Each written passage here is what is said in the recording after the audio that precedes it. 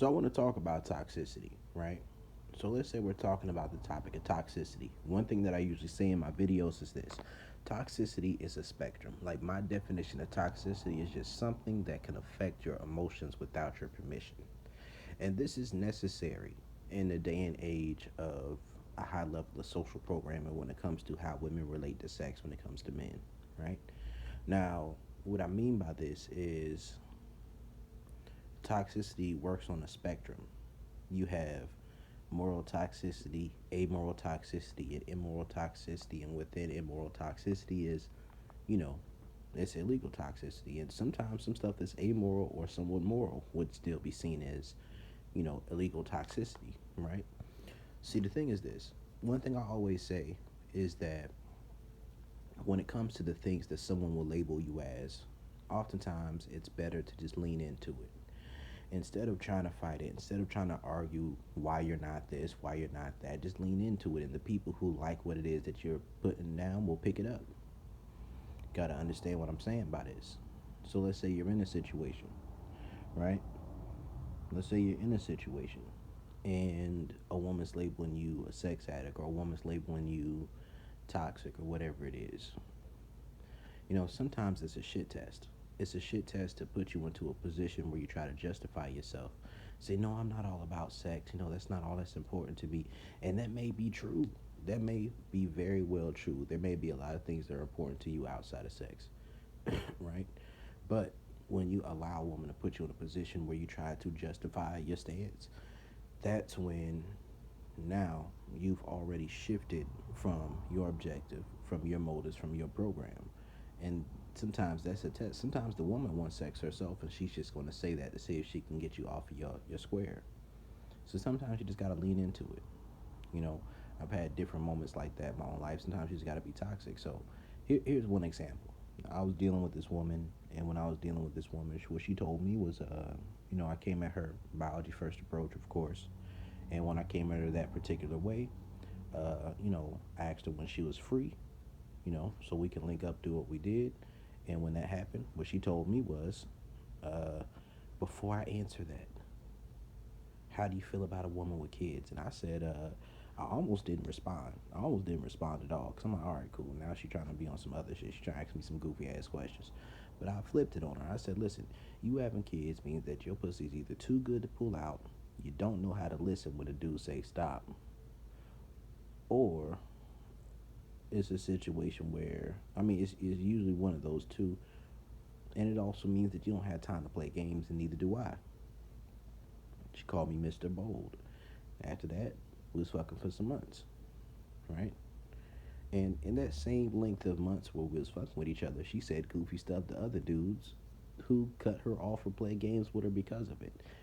Sometimes a woman's gonna ask you goofy questions, right? And being toxic is just basically knowing how to flip the script. It's knowing how to create that feeling of desire. Create that feeling of desire when somebody is offering you resistance. But one thing to understand about this is that there are different lines. There's things that are naturally within masculinity, right? Certain things that are naturally within masculinity, leadership, things like grooming a woman. Grooming is something that is within the realm of the gray area, right? The gray area of masculinity when it comes to public perception. So, on one hand, if you have an adult woman, right, who's sane, who's attractive to you, who you want to deal with, and you groom that woman to be and to deal with you in the way that is a requirement of you or that meets your standards, right? You can't expect a woman to be ready before you get to her. You got to groom her. You got to mold her. Femininity is malleable. Femininity is moldable. That's it forms to a strong structure and environment. It wants to be a part of the bigger whole. So sometimes what happens with social programming is a woman will not understand that being feminine means to be malleable and to be moldable. So she will have her own idea of how she thinks a situation or relationship should work before she gets to you. She'll offer something called novel resistance. See, this is where the line gets crossed. Let's say we're looking at situations where, let's say it's artists, like uh, let's say it's R. Kelly, right? R. Kelly would groom underage women and he would also use his success and his fame to put a woman in a position where she would be sleeping with him for the possibility of success, or a woman would be sleeping with him because he's R. Kelly. He'll be taking advantage of the fact that he had this, this really big prestige, and he would take advantage of that to groom those women to deal with him in the way he wanted. Now, the issue with it is this: when that's the particular way that you move, that's wrong. You know what I mean? When you're Anytime you're using your success, this is why I'm not for the looks, money, status people, because anytime you use your money, your success, or the idea of a relationship to manipulate a woman to have casual sex with you, you're setting yourself up for a me too. That's what you're setting yourself up for. You can't give a woman plausible deniability, right? Another aspect of it is this: so that grooming can extend to women who are very vulnerable, and that grooming can also extend to women who are girls, they're underage, and that's where the toxicity is wrong. Also, the toxicity can be wrong when you're coercing, right? Now, I do think that a certain level of what people consider coercing is just communicating what your needs are in a relationship and leaving if your needs aren't met. So that's something that can also be considered maybe wrong or illegal toxicity, when really it's just communicating what you want out of a situation because that's a situation you actually want to be in. So it's like, let's say you're dealing with a woman for 5, 6 months. I wouldn't do this, but let's say that's what you're doing. And in that time of dealing with that particular woman, she say, "Well, I'm not comfortable with this, that," and you continue to take her out or whatever it is, and then eventually you get to the point like that song with R. Kelly and Biggie. Used to me, and spinning, used to me whining and dining, but I'm fucking you tonight. Like, that's kind of an example of that.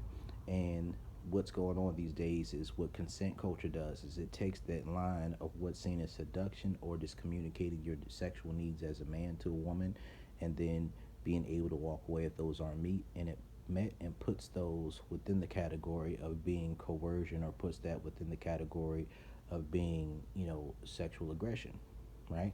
So let's say another example would be a woman will give you, she will desire plausible deniability, or she will give you, let's see, what I gotta say.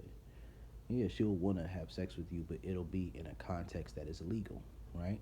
So, like, let's say you like to go out and have drinks with women. I don't believe in going and getting a woman drunk to have sex with her. I don't believe in going and getting a woman high to have sex with her. But if a woman likes to drink or she likes to smoke or whatever, then if it's not something I'm not against, then I'm like, all right, cool. As long as I have pre-consent, then we can have that conversation. And what pre-consent is basically just being able to have in text message form a woman clearly vocalizing her sexual intentions, or agreeing with you out loud, verbalizing your sexual intentions, and her enthusiastically agreeing with that before she gets along with you. That's what I call pre-consent, right? But when we're talking about toxicity, there's different levels of it. One aspect of it is just a woman putting her hand in the cookie jar, right? So, like, let's say it's a validational loop. You approach a woman. When you approach her, she doesn't get with what you're saying, or she's not that interested. Maybe it's like you message her online or something like that, and then afterwards, you post things that she likes. You unfollow her. Like, say it's Facebook, you unfollow her. You mute her story, so she's no longer getting that same level of attention that she was before. So now it starts to elevate the value of the attention that